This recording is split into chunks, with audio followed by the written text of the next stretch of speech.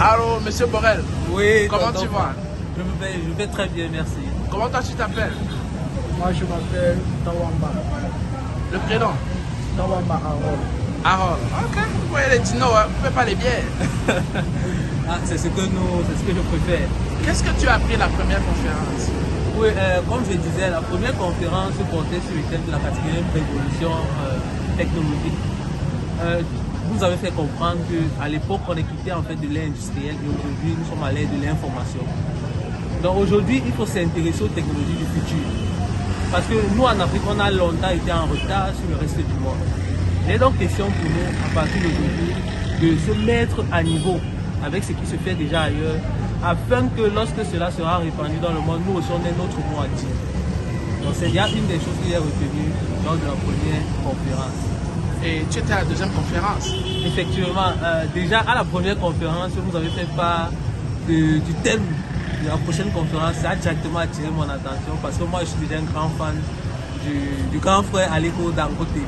Donc vu que le thème de la conférence se tournait autour de ces 17 entreprises, j'ai donc dit waouh, c'est une occasion à ne pas manquer.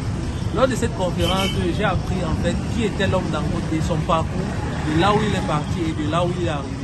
Mais aussi ses projets pour l'Afrique.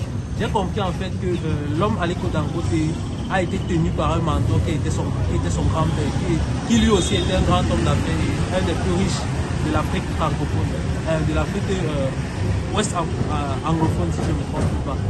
J'ai appris qu'il a commencé dans la distribution des aliments de grande consommation.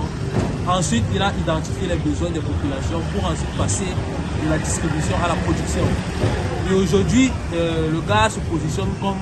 En fait, aujourd'hui, l'homme veut rendre son pays indépendant. Non.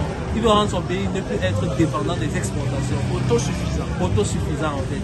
Il a donc des entreprises qui font dans l'agro-industrie. Il fait dans l'agro-industrie, il fait dans les entreprises pétrolières, il fait dans les entreprises de construction. Il fait dans tellement de projets.